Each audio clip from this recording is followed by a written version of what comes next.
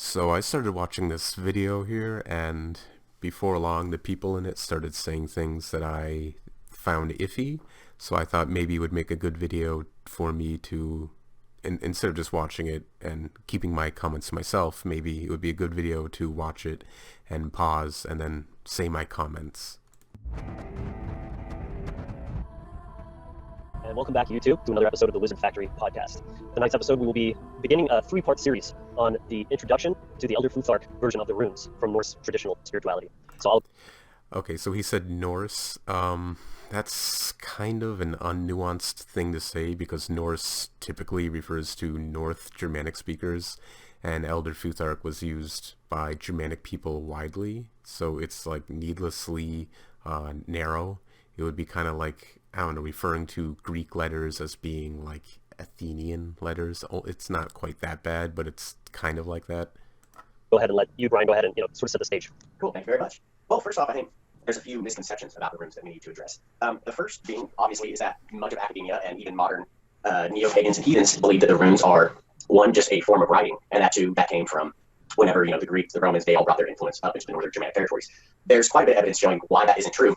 And the first one I'd like to point out is right in the name. It's Elder Futhark. So Futhark refers to the first six runes, so Fehu, Uruj, Durizaj, Anzuj, Rido, and Kanaj. So no other alphabet in the world starts in that same order. And if you were to look at the Italian, the Greek alphabet, all these, it's all alpha, beta, and then they continue on. So they all have the same order, whereas the Elder Futhark, totally different order. The Germanic people tend to be tend to be very practical people. So if they were adopting an alphabet, it's more likely.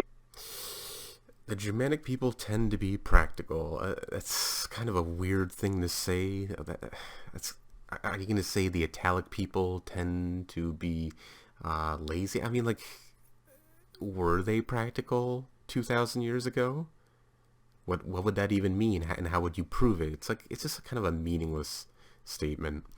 I'm also going to point out that this rune shape here and here, as far as I know, there isn't very good evidence that it was ever around in Elder Futhark.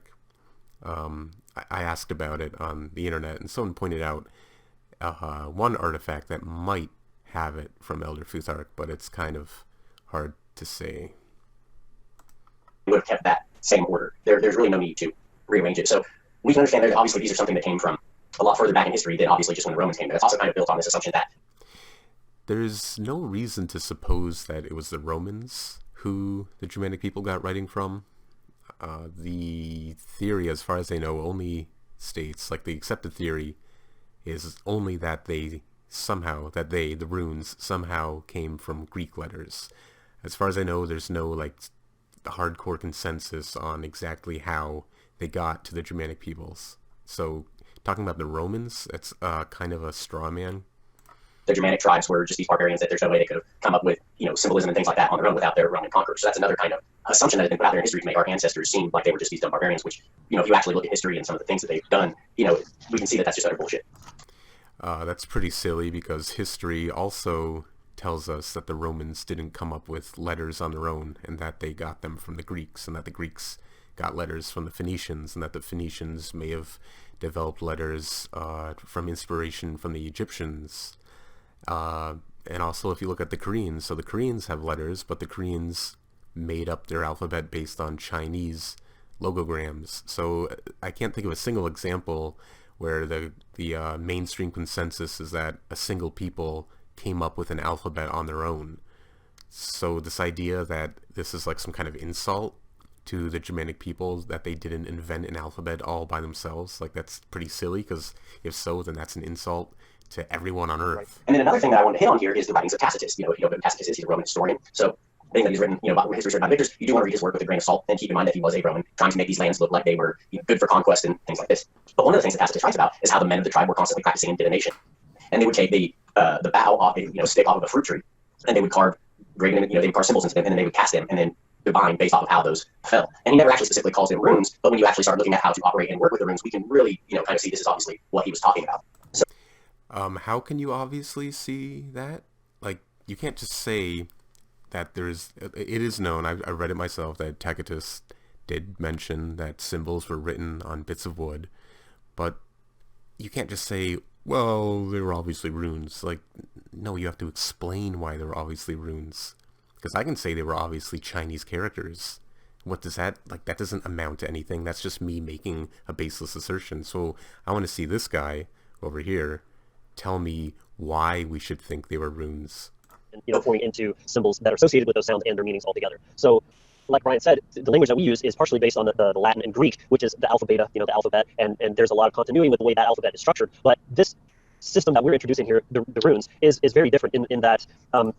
It's not very different. It has a lot of, like, really, really hardcore similarities with Latin letters and Greek letters.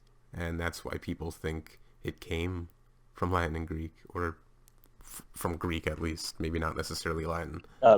Charge that they hold as a force of creation. So when you talk about language, how do you spell? You create words through spelling, and a spell by definition is a spoken phrase that is influencing the very nature of reality. I'm gonna have to check on this, but I'm pretty sure that that's a false etymology for the word spelling. Yeah, if you look here from Old English, the word spell refers to a story, a narrative, an account, right? So this is the spell in gospel. This seems to be the same thing in Middle English. All of these examples, as far as I can see, refer to spell as a story or a narrative. And it seems to be only in modern English that the word spell, which meant just like an utterance or narrative, came to mean a magical utterance. And here is the spell as in writing out a word using letters or characters. It came into Middle English from Old French, and it is related to the spell as in casting a magical spell, but the meaning here is older than the magical spell meaning, and it came from a different branch. It came from French, probably from Frankish before that. So trying to tie these two words together and say that in ancient times there was a connection between spelling out words and casting spells seems to be based on a misunderstanding, really just ignorance about the history of these two words. Alright, so later on in the video, as I kept watching, they started talking about magic and how everything's a vibration and speaking's a vibration and runes are elemental magic forces or whatever.